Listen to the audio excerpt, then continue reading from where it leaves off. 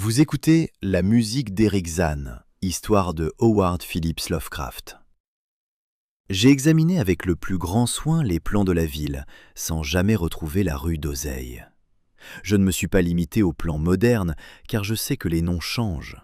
Au contraire, je me suis plongé dans les documents les plus anciens consacrés à cette cité, et j'ai exploré moi-même chaque quartier, quel qu'en fût le nom, susceptible de correspondre à la rue que je connaissais sous celui de rue d'Oseille. Pourtant, malgré tous mes efforts, je dois reconnaître ce fait humiliant. Je ne parviens à retrouver ni la maison, ni la rue, ni même le secteur où, durant les derniers mois de ma misérable existence d'étudiant en métaphysique à l'université, j'entendis la musique d'Eric Zann. Que ma mémoire soit défaillante ne m'étonne guère, car ma santé, physique comme mentale, fut gravement ébranlée pendant tout le temps où j'habitais rue d'Oseille. Et je me souviens n'y avoir jamais conduit aucune de mes rares connaissances. Mais que je sois incapable de retrouver cet endroit est à la fois étrange et déconcertant.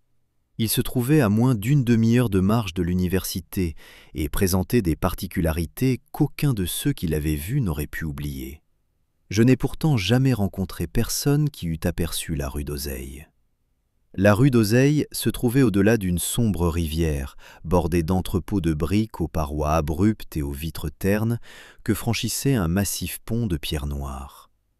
Une ombre perpétuelle régnait le long de ces eaux, comme si la fumée des usines voisines y avait à jamais dérobé le soleil. Des relents abominables montaient aussi de la rivière. Je n'en ai jamais respiré de semblable ailleurs, et peut-être m'aideront-ils un jour à retrouver l'endroit, car je les reconnaîtrai aussitôt. Passé le pont, on rencontrait d'étroites rues pavées que longeaient des rails, puis commençait la montée, d'abord douce, avant de devenir incroyablement raide à l'approche de la rue d'Oseille.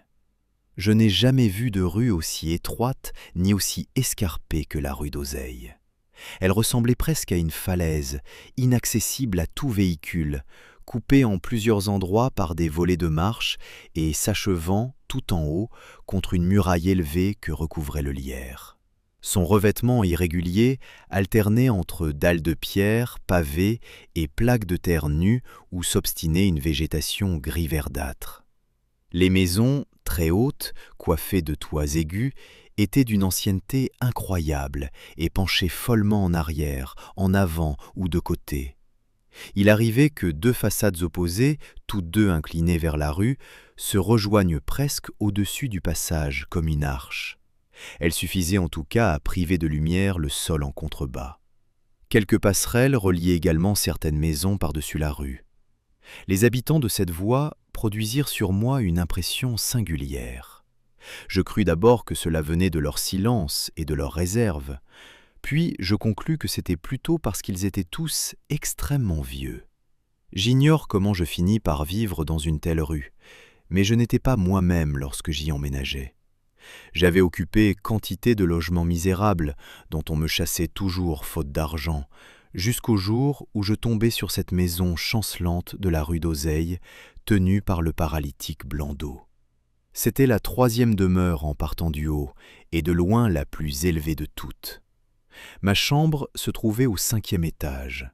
C'était la seule pièce habitée de ce niveau, car la maison était presque vide. La nuit de mon arrivée, j'entendis une musique étrange venant de la mansarde pointue au-dessus de moi, et le lendemain, j'interrogeai le vieux Blandeau. Il m'expliqua qu'un vieux joueur de viol allemand y logeait, un homme étrange et muet, qui signait du nom d'Eric Zann et jouait chaque soir dans l'orchestre d'un théâtre modeste. Il ajouta que Zann désirait faire de la musique la nuit, après son retour du théâtre, et que c'était pour cette raison qu'il avait choisi cette mansarde haute et isolée, dont l'unique fenêtre en pignon était le seul point de la rue d'où l'on put regarder par-dessus la muraille terminale vers la pente et le panorama qui s'étendait au-delà. Dès lors, j'entendis Zann chaque nuit, et bien qu'il m'empêchât de dormir, l'étrangeté de sa musique me poursuivait.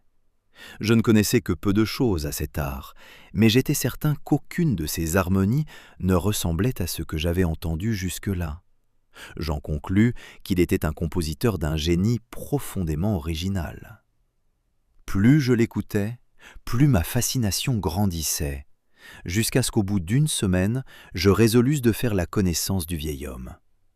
Un soir, alors qu'il rentrait de son travail, j'abordai Zan dans le couloir et lui dis que je souhaitais le connaître et rester auprès de lui lorsqu'il jouait. C'était un petit homme maigre et voûté, vêtu de hardes, aux yeux bleus, au visage grotesque évoquant celui d'un satyre et au crâne presque chauve. Dès mes premiers mots, il parut à la fois irrité et effrayé. Ma bienveillance manifeste finit pourtant par l'adoucir, et il m'indiqua à contre-cœur de le suivre dans l'escalier obscur, grinçant et branlant qui montait à la mansarde. Sa chambre, l'une des 2 seules pièces aménagées sous le toit à forte pente, occupait le côté ouest, tourné vers la haute muraille qui fermait l'extrémité supérieure de la rue. Elle était très vaste, et semblait plus vaste encore à cause de son extraordinaire dénuement et de son abandon. Le mobilier se réduisait à un étroit lit de fer, une table de toilette défraîchie, une petite table, une grande bibliothèque, un pupitre métallique et 3 chaises démodées. Des partitions s'empilaient en désordre sur le plancher. Les murs n'étaient faits que de planches nues qui, sans doute, n'avaient jamais connu le plâtre. Et l'abondance de poussière et de toiles d'araignée donnait au lieu l'air plus désert qu'habité. De toute évidence, le monde de beauté d'Eric Zan se trouvait dans quelque lointain cosmos de l'imagination. D'un geste, le muet m'invita à m'asseoir, puis il ferma la porte, poussa le large verrou de bois et alluma une bougie afin de renforcer la faible lueur de celle qu'il avait apportée. Il retira ensuite sa viole de son étui mangé au mythe et, l'instrument en main, prit place sur la moins mauvaise des chaises. Il ne se servit pas du pupitre, mais sans me laisser le choix du morceau et jouant de mémoire, il m'enchanta plus d'1 heure durant avec des airs que je n'avais jamais entendus et qu'il devait avoir composés lui-même. Il serait impossible à quelqu'un d'aussi peu versé que moi dans la musique d'en décrire exactement la nature. Il formait une sorte de fugue traversée de passages récurrents d'une séduction extrême. Mais à mes oreilles, il se distinguait surtout par l'absence de ces notes étranges que j'avais surprises, depuis ma chambre située en dessous, lors d'autres nuits. Je me souvenais de ces notes obsédantes, et je les avais souvent fredonnées ou sifflées pour moi-même, de manière fort approximative. Aussi, lorsque le musicien posa enfin son archet, lui demandai-je s'il accepterait d'en jouer quelques-unes. À peine avais-je commencé à formuler ma requête, que le visage ridé de satyre perdit l'indifférence lasse qu'il avait gardée pendant son récital, et retrouva cet étrange mélange de colère et de peur que j'avais remarqué lorsque j'avais abordé le vieil homme pour la première fois. Un instant, je fus tenté d'insister, prenant assez légèrement ce que je croyais être les caprices de la sénilité. J'essayais même de réveiller chez mon hôte son humeur la plus singulière, en sifflant quelques mesures entendues la veille. Mais je n'allais pas plus loin. Dès que le musicien muet reconnut l'air, son visage se déforma soudain sous l'effet d'une expression impossible à analyser, et sa longue main droite, froide et osseuse, se tendit pour m'obstruer la bouche et faire taire cette imitation grossière. Ce faisant, il donna une nouvelle preuve de son excentricité en jetant un regard épouvanté vers l'unique fenêtre, dissimulée derrière ses rideaux, comme s'il craignait l'arrivée d'un intrus. Ce regard était doublement absurde, puisque la mansarde dominait, inaccessible, tous les toits voisins, et que cette fenêtre était, ainsi que le concierge me l'avait expliqué, le seul point de cette rue escarpée d'où l'on pouvait voir au-delà de la muraille du sommet. Le regard du vieil homme me rappela la remarque de Blandaud, et, par une sorte de caprice, j'éprouvais le désir de contempler le vaste et vertigineux panorama des toits éclairés par la lune et des lumières de la ville qui devait s'étendre au-delà de la colline, spectacle que, de tous les habitants de la rue d'Oseille, seul ce musicien revêche pouvait voir. Je m'avançai vers la fenêtre et m'apprêtais à écarter les rideaux ternes lorsque, dans un accès de fureur terrifié, plus violent encore que le précédent, le locataire muet se jeta de nouveau sur moi. Cette fois, il désignait la porte d'un mouvement de tête tout en s'efforçant nerveusement de m'y traîner des deux mains. Désormais tout à fait écœuré par mon hôte, je lui ordonnai de me lâcher et lui annonçai que je partais sur-le-champ. Son étreinte se desserra, et, en voyant mon dégoût et mon indignation, sa propre colère parut retomber. Il resserra alors ses mains sur moi, mais cette fois avec douceur. Il me força à reprendre place sur une chaise, puis, avec une expression mélancolique, traversa la pièce jusqu'à la table encombrée, où il traça au crayon de longues phrases dans le français laborieux d'un étranger. Le billet qu'il finit par me tendre était un appel à l'indulgence et au pardon. Zan y disait qu'il était vieux, seul, et tourmenté par d'étranges peurs, ainsi que par des troubles nerveux liés à sa musique et à d'autres choses encore. Il avait aimé me voir écouter ses morceaux et souhaitait que je revienne, sans me formaliser de ses excentricités. Mais il ne pouvait jouer ces harmonies insolites devant quelqu'un d'autre, ni supporter de les entendre reproduites par autrui. Pas plus qu'il ne pouvait tolérer qu'un autre touche quoi que ce fût dans sa chambre. Avant notre conversation dans le couloir, il ignorait que, depuis ma propre chambre, j'étais en mesure d'entendre sa musique. Il me demandait donc de m'entendre avec Blandot pour prendre une pièce à un étage inférieur, où je ne pourrais plus l'écouter la nuit. Il s'engageait, écrivait-il, à payer la différence de loyer. Tandis que je déchiffrais cet exécrable français, je sentis ma sévérité envers le vieil homme s'atténuer. Il était, comme moi, en proie à des souffrances physiques et nerveuses, et mes études de métaphysique m'avaient appris la compassion. Dans le silence, un léger bruit vint de la fenêtre. Le volet avait dû trembler sous le vent nocturne. Et, sans savoir pourquoi, je sursautais presque aussi violemment qu'Erich Zann. Lorsque j'eus achevé ma lecture, je serrai donc la main de mon hôte et le quittai en ami. Le lendemain, Blandot m'attribua une chambre plus chère au 3e étage, entre l'appartement d'un vieux prêteur et celui d'un respectable tapissier. Le 4e étage était inoccupé. Je ne tardai pas à découvrir que Zann désirait moins ma compagnie qu'il ne l'avait laissé croire lorsqu'il cherchait à me convaincre de quitter le 5e étage. Il ne m'invitait jamais à lui rendre visite, et, lorsque je venais de moi-même, il semblait mal à l'aise et jouait sans entrain. Cela se passait toujours la nuit. Le jour, il dormait et ne recevait personne. Mon affection pour lui ne grandit pas, bien que sa mansarde et son étrange musique exerçassent sur moi une singulière fascination. J'éprouvais une curieuse envie de regarder par cette fenêtre, au-dessus du mur, puis en contrebas sur la pente invisible, vers les toits et les flèches étincelants qui devaient s'étaler à perte de vue. Une fois, je montais jusqu'à la mansarde pendant les heures de représentation, alors que Zann était absent, mais la porte était verrouillée. Je réussis en revanche à écouter clandestinement les concerts nocturnes du vieux muet. Au début, je montais sur la pointe des pieds jusqu'à mon ancien 5e étage. Puis, je m'enhardis assez pour gravir le dernier escalier grinçant qui menait sous le toit pointu. Là, dans l'étroit couloir, devant la porte verrouillée dont le trou de serrure était bouché, j'entendis souvent des sons qui m'emplissaient d'une terreur indéfinissable. La terreur née d'un émerveillement obscur et d'un mystère menaçant.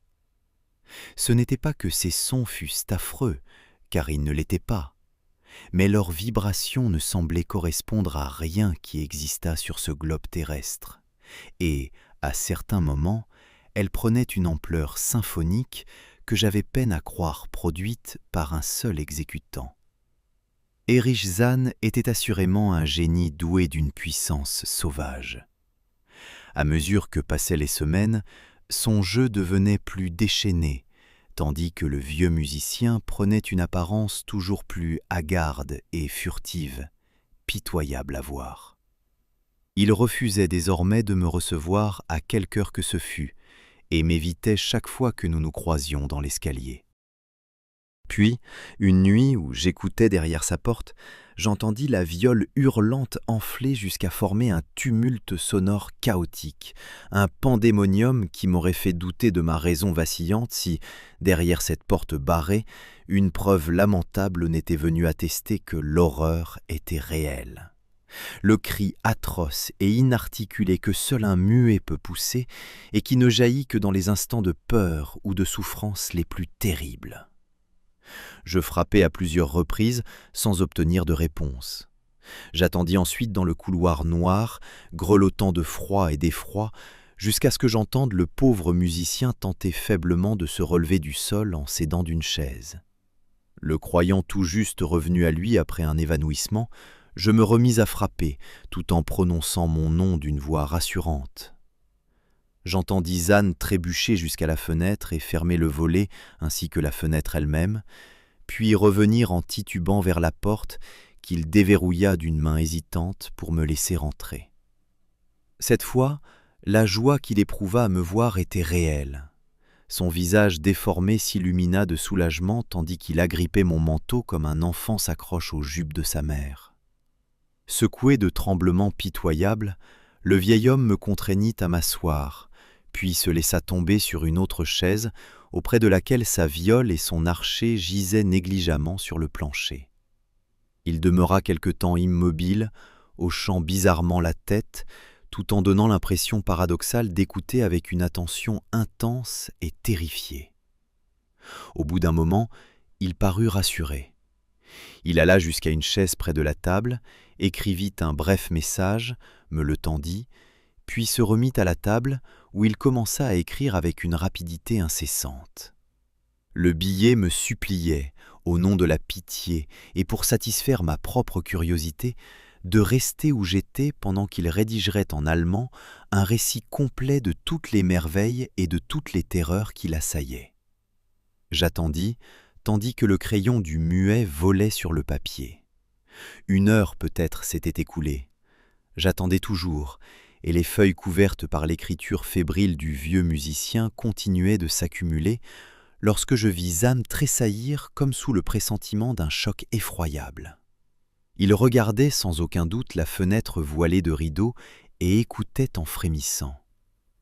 Il me sembla alors percevoir moi aussi un son, non pas un son horrible, mais une note musicale d'une délicatesse exquise, très basse et infiniment lointaine, comme si quelqu'un jouait dans l'une des maisons voisines, ou dans quelque demeure située au-delà de cette haute muraille par-dessus laquelle je n'avais jamais pu regarder. L'effet sur Zan fut terrible. Il lâcha brusquement son crayon, se leva, saisit sa viole et se mit à déchirer la nuit avec le jeu le plus dément que j'eusse jamais entendu jaillir de son archet, sauf lorsque je l'écoutais derrière la porte barrée. Il serait vain de vouloir décrire la musique d'Eric Zan au cours de cette nuit épouvantable. Elle était plus horrible que tout ce que j'avais entendu jusque-là, car je pouvais désormais voir l'expression de son visage et comprendre que, cette fois, son seul moteur était une peur absolue. Il cherchait à faire du bruit, à repousser quelque chose ou à l'étouffer sous ce vacarme. Quoi? Je ne pouvais l'imaginer, même si je sentais que cela devait être effroyable. Son jeu devint fantastique, délirant, hystérique, tout en conservant jusqu'au bout cette marque de génie suprême que je savais posséder par l'étrange vieillard. Je reconnus l'air. C'était une danse hongroise endiablée, populaire dans les théâtres, et je songeais un instant que c'était la première fois que j'entendais Zan interpréter l'œuvre d'un autre compositeur. Toujours plus haut, toujours plus sauvage montaient les hurlements et les gémissements de cette viole désespérée. Le musicien ruisselait d'une sueur inquiétante et se contorsionnait comme un singe, sans cesser de lancer des regards affolés vers la fenêtre dissimulée. Dans ses traits frénétiques, je croyais presque voir des satyres indistincts et des bacchantes danser et tournoyer follement à travers des abîmes bouillonnants de nuages, de fumée et d'éclairs. Puis il me sembla entendre une note plus aiguë, plus constante, qui ne venait pas de la viole. Une note calme, réfléchie, volontaire et moqueuse, venue de très loin, à l'ouest. À cet instant, le volet se mit à trembler sous un vent nocturne hurlant, levé au dehors comme en réponse à la musique folle qui retentissait dans la chambre.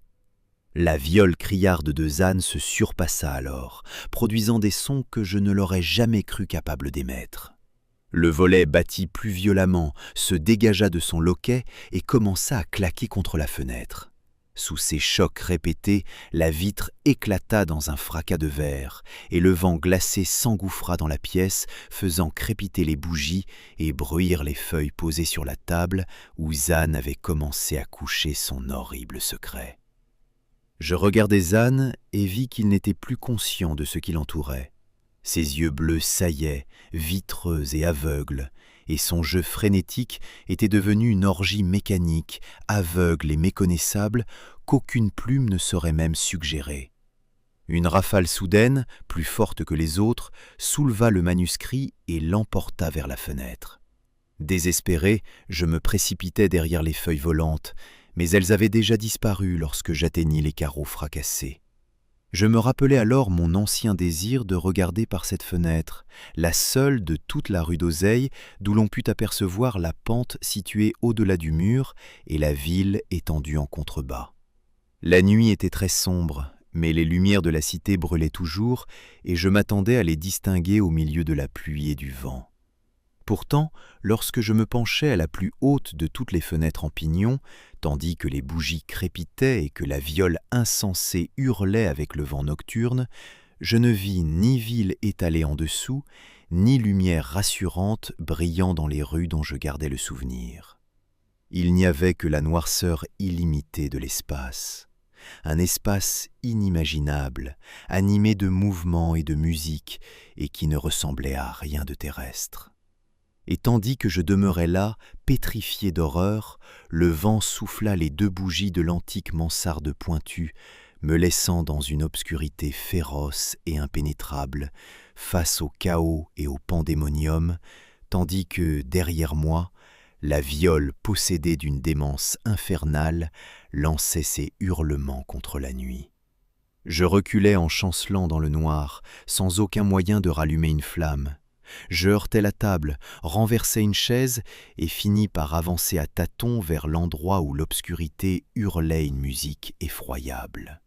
Je pouvais au moins essayer de sauver Éric Zan et de me sauver moi-même, quelles que fussent les puissances dressées contre moi. À un moment, je crus que quelque chose de glacé m'effleurait et je poussai un cri, mais il fut noyé par les hurlements de la viole hideuse. Soudain, l'archet qui sciait follement les cordes me frappa depuis les ténèbres. Je compris que j'étais tout près du musicien. Je tendis les mains, touchai le dossier de la chaise de Zan, puis trouvai son épaule et la secouai dans l'espoir de lui rendre ses esprits. Il ne réagit pas, et la viole continua de hurler sans faiblir. Je portai la main à sa tête, dont je parvins à interrompre le balancement mécanique, et lui criai à l'oreille que nous devions fuir tous les 2 les choses inconnues de la nuit. Mais il ne me répondit pas, et ne ralentit pas la frénésie de son indicible musique, tandis que d'étranges courants d'air semblaient danser à travers la mansarde, au milieu des ténèbres et du tumulte. Lorsque ma main toucha son oreille, je frissonnai sans savoir pourquoi. Je ne le compris qu'en palpant son visage immobile, un visage glacé, raidi, qui ne respirait plus, et dont les yeux vitreux saillaient inutilement vers le vide. Alors, retrouvant par quelque miracle la porte et le large verrou de bois, je me précipitai loin de cette chose aux yeux de verre, perdue dans l'obscurité, et loin des hurlements macabres de cette viole maudite, dont la fureur s'accroissait encore tandis que je m'enfuyais. Je bondis, flottais, volais le long de ces escaliers interminables à travers la maison obscure. Je me jetai sans réfléchir dans l'étroite et antique rue en pente, avec ses marches et ses maisons chancelantes. Je dévalais les degrés et les pavés jusqu'aux rues inférieures et à la rivière putride encaissée entre ses murailles. Je franchis en haletant le grand pont sombre pour gagner les rues et les boulevards plus larges et plus sains que nous connaissons. De tout cela, il ne me reste que des impressions terribles. Et je me souviens qu'il n'y avait pas de vent, que la lune brillait et que toutes les lumières de la ville scintillaient. Malgré mes recherches et mes investigations les plus minutieuses, je n'ai jamais réussi, depuis cette nuit, à retrouver la rue d'Oseille. Mais je n'en suis pas entièrement désolé, ni de cela, ni de la disparition, au fond d'abîmes inconcevables, des pages serrées d'écriture qui, seules, auraient pu expliquer la musique d'Éric Zanne.